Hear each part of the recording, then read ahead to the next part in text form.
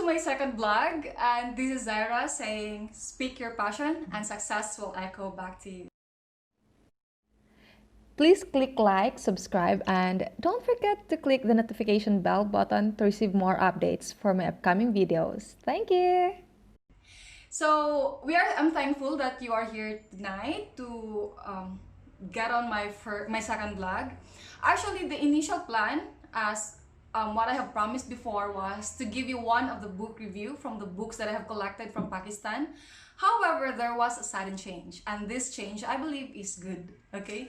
And it was actually yesterday when I was browsing through my Day when I suddenly saw one of my old colleague. Actually, he is my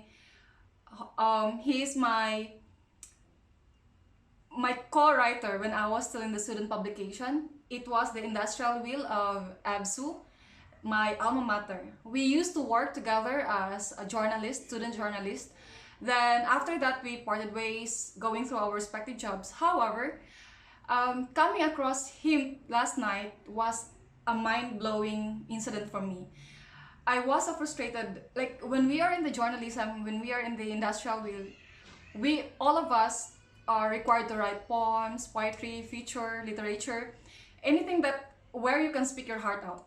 And we are engrossed in that. And spoken poetry that time is not yet that popular. However, coming through when I was teaching in the university in ABSU, I started noticing that students or even the youngsters are starting to get engaged with spoken poetry.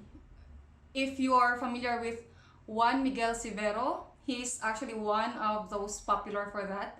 And that where the idea sparked up in my mind. When I happened to come across the My Day of my good friend, who is actually now a proud hotelier. Correct me if I'm wrong. I believe he is settled now in Cebu, making his journey there. But at the same time, while being a hotelier, he's also working on his passion, actually one of his passion, because he has plenty. I believe when I'm looking at his Facebook and Instagram, he's into so many things. But this one really catches my attention, and it ignited back those days when we are still in the university. We were still having our overnight press works, and it gives me that vibes again. So I would like to introduce to you our surprise guest for tonight, no other than my very good friend, Vic Mindiola. Hi, Vic! Hi! Hi, Zai. Thank you for having me. Flattered ako. Salamat! Actually, I'm not expecting that you're gonna grant yung request ko. So, we're gonna have here na lang Taglish. So that we can cater yung mga audience natin coming from Luzon. Okay, but definitely, malipayan ako that you have granted an akong request. No, it's a sudden rush. When did I inform you? I guess few hours ago. Few hours ago lang. Yeah. So, good thing. Actually, Vic was on his work when I messaged him. Kasi hindi ko talaga matanggal sa isip ko that spoken poetry he had. It was a masterpiece. I mean, it was his own piece which he played on his My Day. Yesterday yun, right? Yeah, last night maybe almost 12, I think. Yeah, I remember. So, because Dubai time is 4 hours ahead, so, no, you are 4 hours ahead, so, ayun. So, naabutan ko pa siya. So, he's actually hotelier right now, and when I messaged him, he's currently on his work, and then, good thing, nireplyan niya ako, at good thing, kahit anong oras na siya ngayon? It's almost 11 then. 11 p.m. PM. Oh my God, it's near the sleeping time. Actually, it's beyond the sleeping time already. But still, thank you so much for granting me this opportunity now, Vic. And thank you also for inviting me. Hoy, mayos ka.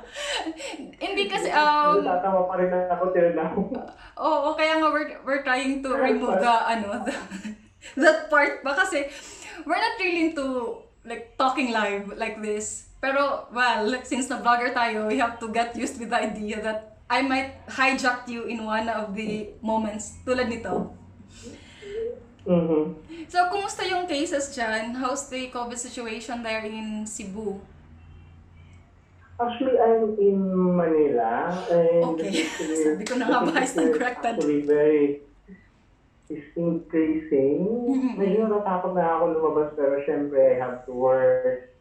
Especially, I am living by my own. So, support ka sa sarili, mahirap ang wala ng trabaho. True, So, true. laban lang, isip lang ng positive things will happen, and this is just a trial for us. Yeah. Go lang tayo ng go. Yes, go lang ng Kaya. go. Totoo yun. I was actually reading the book of The Secret. It's a law of attraction. And I could see like how you channeled the negative energy which the COVID is giving you right now. And, okay, I was expecting, it's Cebu, Manila pala. Yes. Let's channel our emotion to that spoken poetry you have. Kailan ka bumalik sa pagtutula?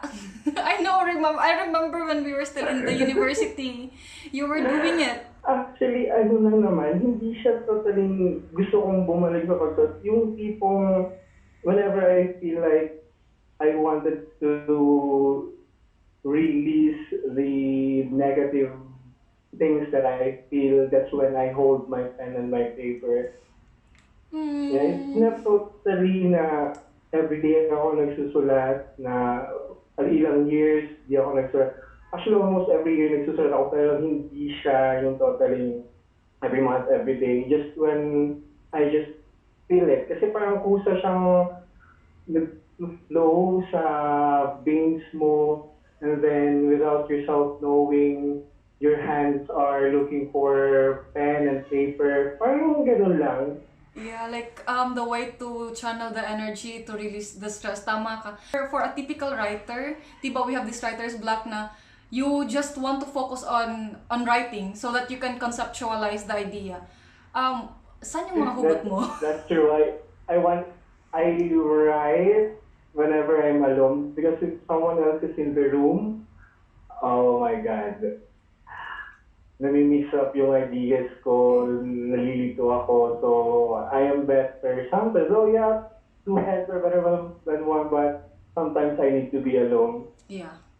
Tama. Sometimes space is really good for us. Charot. May hugot.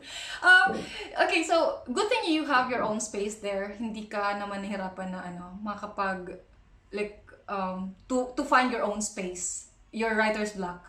Hindi naman. I have my own room here in Makati, renting a small space, enough for one person. And yeah, I got everything here with me. Of course, aside from my clothes, I've got my notebooks where I could write, and my extra pens as well, and some photos of my family and my loved ones. Yeah. Just an inspiration to them, and sometimes I just talk to them, talk to myself, and parang akong siraulo dito minsan sa kwarto. Totoo. But we really need that. We really need that. Kasi if you don't know how to express yourself, even on things, I remember my mom, lagi siyang kausap niya yung mga flowers before, yung mga tanim niya, and I couldn't understand before why she's doing that. But later on, as we grow up, I realized na, yeah, you need to talk to even things, to the pictures, just to give you that gist, just to give you the inspiration, that good vibes again. That's correct. Kasi kailangan talagang minsan parang kung isasarili mo lang yung negative energy, it's depressing eh. Yeah. Parang lalong magiging dark yung, parang dark or something, hindi ko ma-explain na yung paligid mo low. You've got a lot of friends at work, and then they know that you're a happy person, you always make them laugh. But then, whenever you're alone, that's the time na parang, okay, reality check deep inside. There's another side of you na parang pilit mong tinatago, na parang ayong maging ganito forever. So you tend to talk to anything. Kahit walang tao, you tend to, yun nga, magsulat. Yun lang. I hope lang hindi sila they won't talk back, no?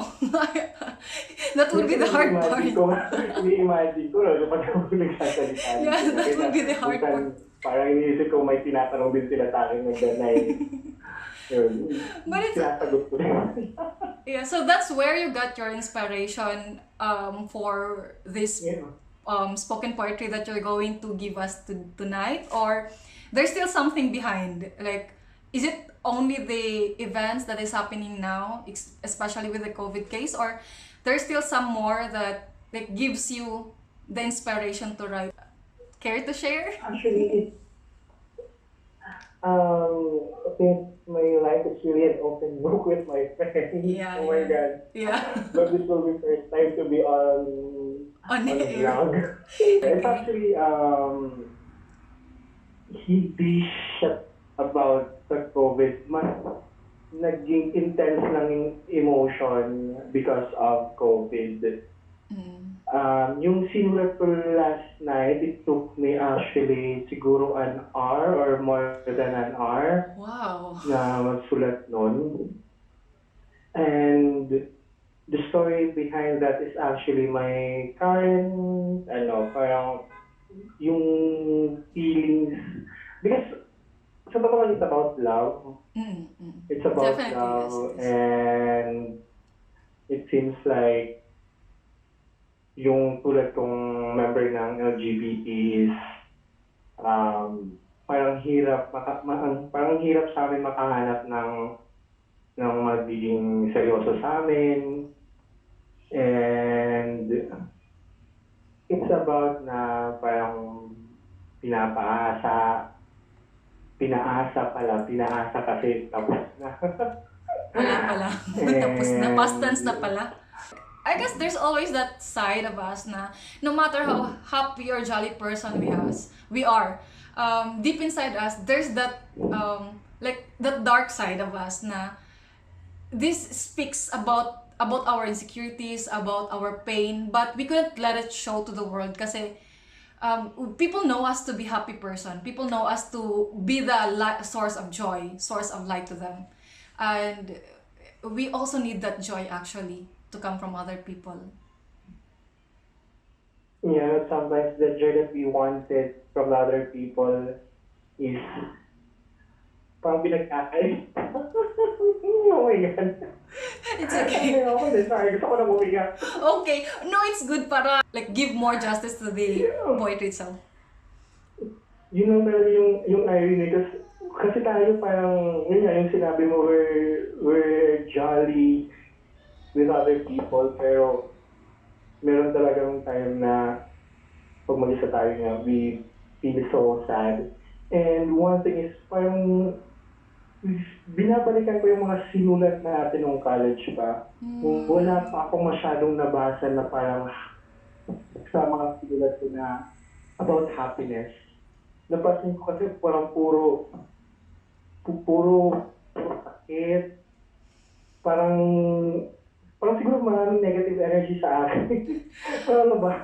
No, because the way I have known you, you're really that happy person. I guess that's why we all click together is because we know each other as a happy person, but deep inside yun nga sabi ko as you said also, we have that dark side. We were able to channel that dark side instead of to other people, but through the writings we have. Yung pen and paper, it's all about like expressing your inner self, like who you really are. So siguro yung writing itself, that's the real, not the real us, but it's part of us, which is, I guess ito yung way that we channel our negative side. So we uses the paper and the pen to channel that emotion without being judged. At least the pen and paper, even if they're hurt, no matter how you force it, hindi sila nasasaktan, hindi sila magto-talk back sa'yo. Oh, I like that. Kasi siguro na gano'n, mapapaisip na naman ako kaya bakit ako ganito. Can you give me a background about the piece that you're going to share to us tonight? The background of the poetry that I'm going to read tonight is tungkol pa rin siya sa love. Parang yung isang more than 1 year na love story namin is ginawa ko siyang, siniksik ko siya sa isang araw. Yeah, So yeah. it's more than the lines. Kasi syempre parang isang taon namin yung Yeah. pinagsamahan is Just in one pinagkasya day. ko sa isang araw. Presenting to you the spoken part. Alas 5 ng umaga, kape ko'y dali-dali kong tinimpla.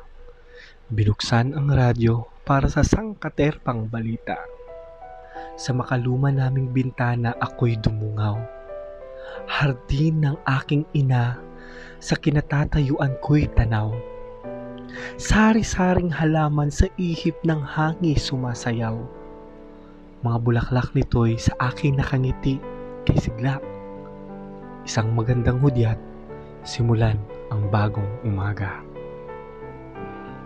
Bukang liwayway ay sumapit, sikat ng araw sa aking humalik. Mga mata ko'y aking ipinikit, taimtim na nagdasal, araw ay maging masaya para sa tulad kong paslit. Dahan-dahan mata ko'y iminulat, isang bagong mukha ang aking naaninag. Ako'y lumabas at tahimik siyang nilapitan. Isip ko'y puno ng pagtataka at katanungan. Unti-unti niyang inabot kanyang kamay. Siya'y nagpakilala bagong lipat sa kabilang bahay.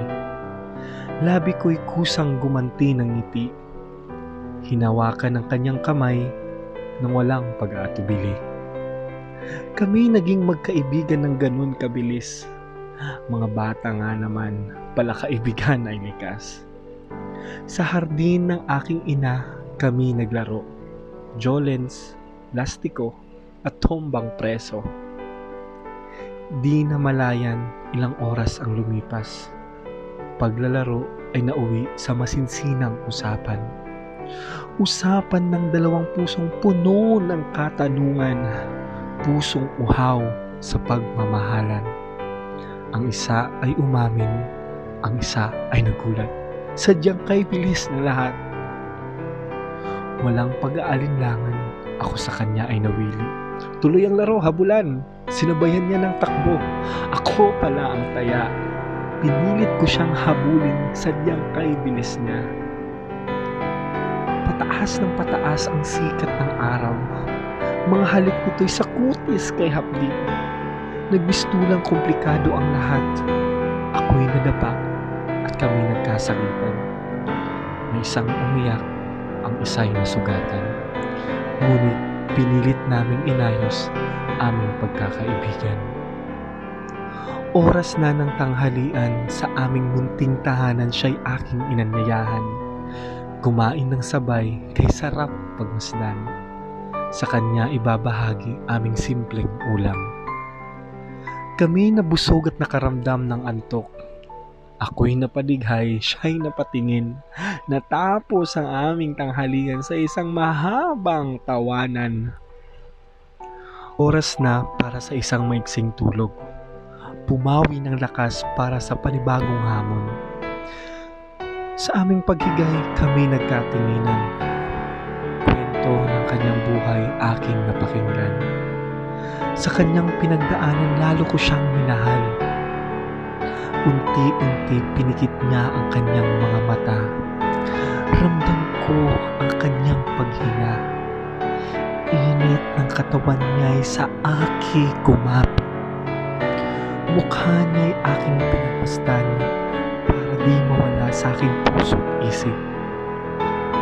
Alas 3 na ng hapon kami gumising. Rinig ang tawanan ng mga naglalarong kabataan.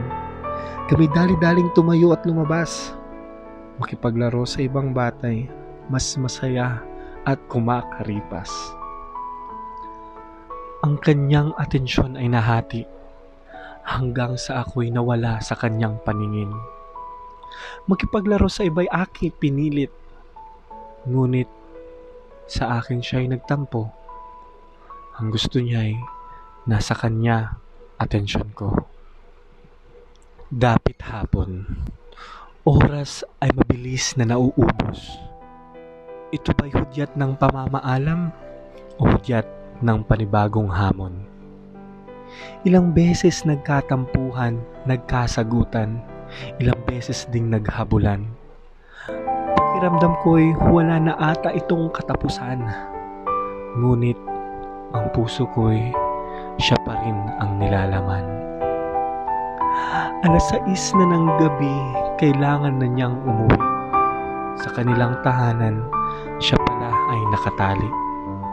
Parang isang presong limitado ang liksi.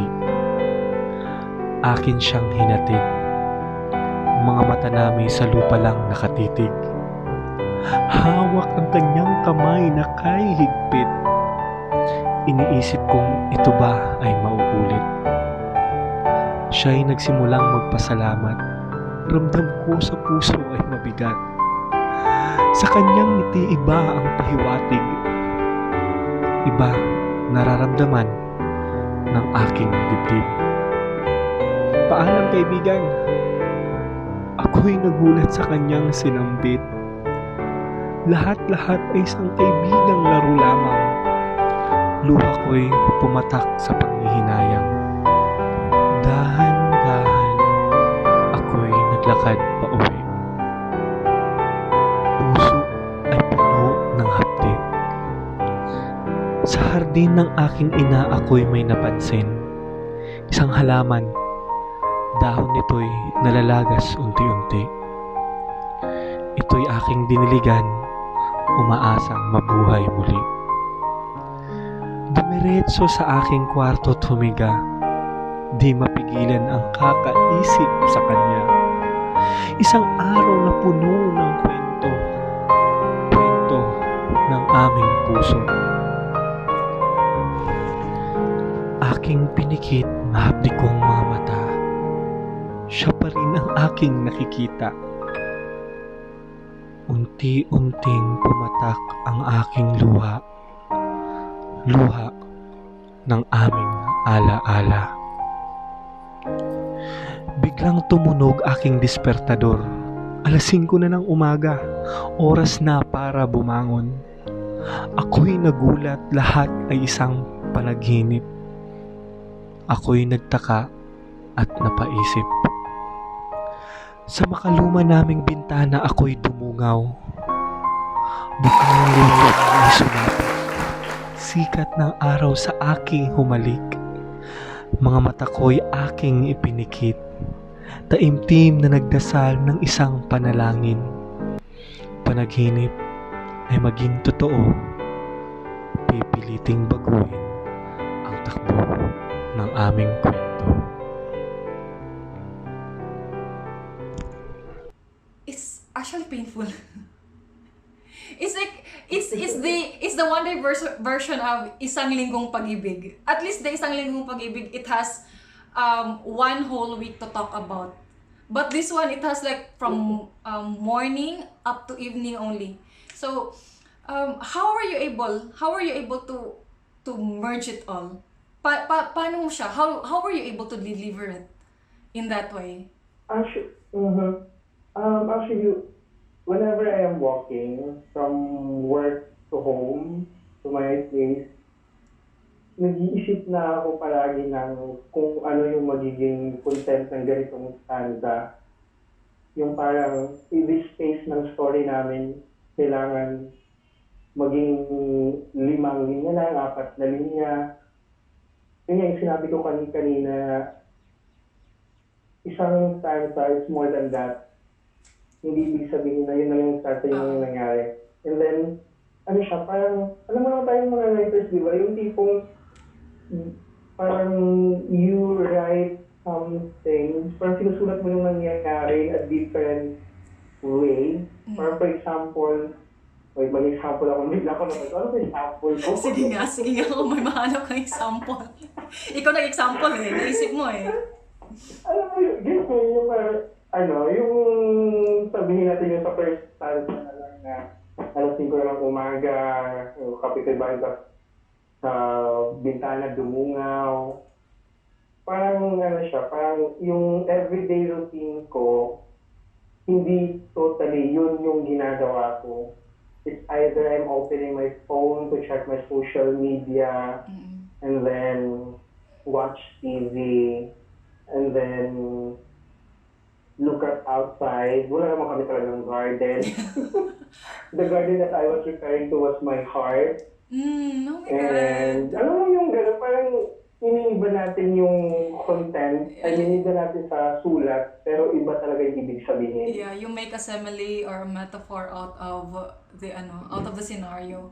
But how did you conceptualize it to be a story of kids, like of two kids? Well, the idea of laro could be there.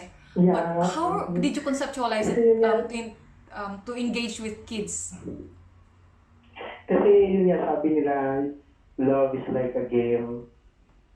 That you shouldn't play. Parang ginawa ko is, parang love story ng kids, ng dalawang batang bagong nagkakilala.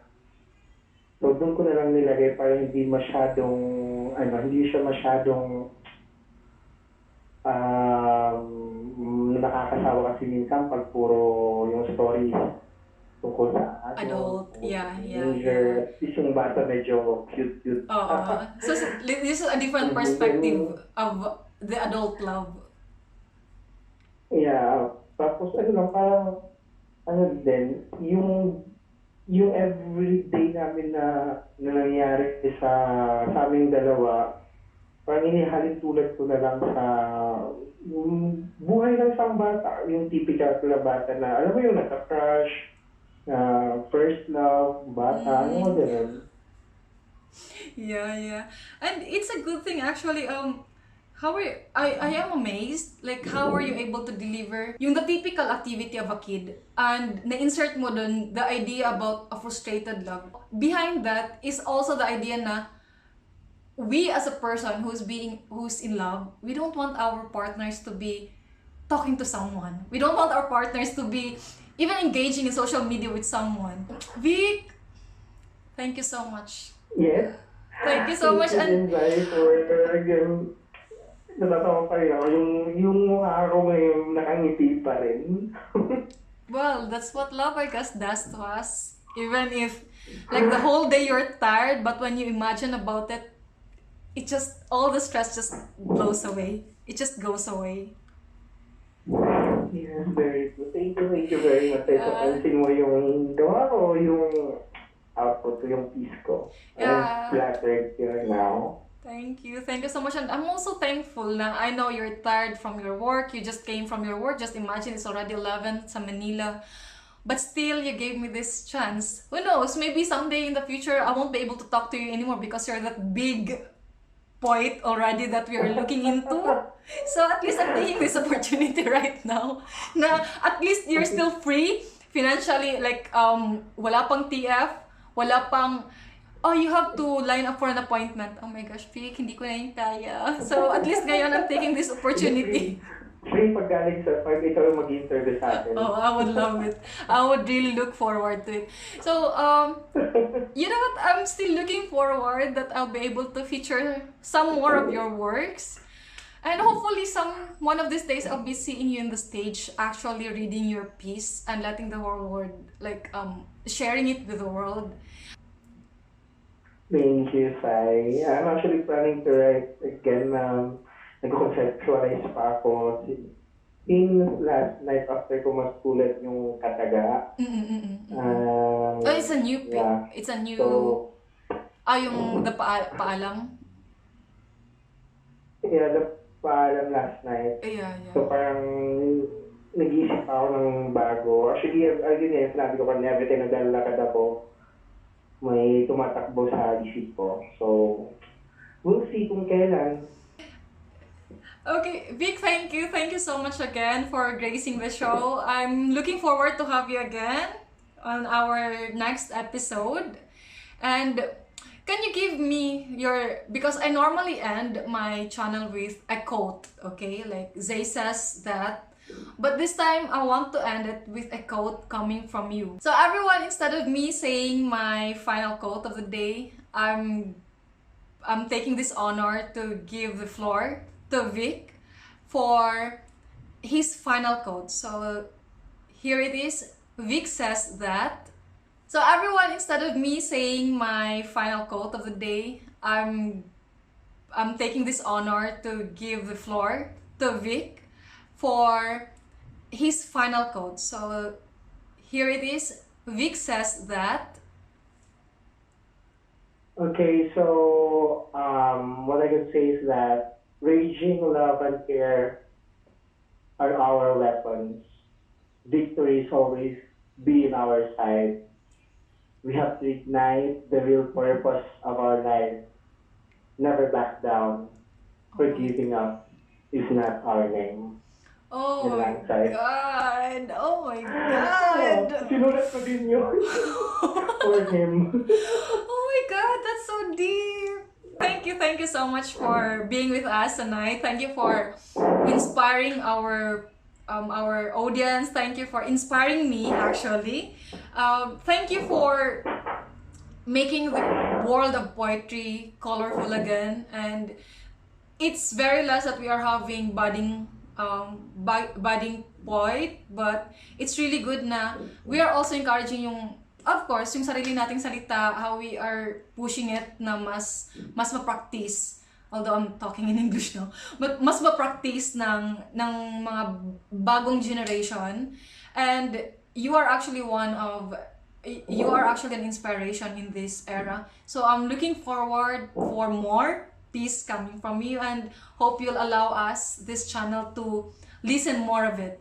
And we're looking also forward na you'll be able to have your own book compilation of these poems that you have. I'm really looking forward. We can find a publisher for that. Thank you so much. Thank you for the viewers for watching.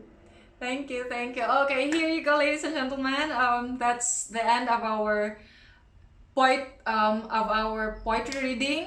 I hope for the next time you'll be able to join us again, and you'll be able to enjoy more of what Zay says can offer to you. For tonight, I'm gonna say ciao and have a good night's sleep.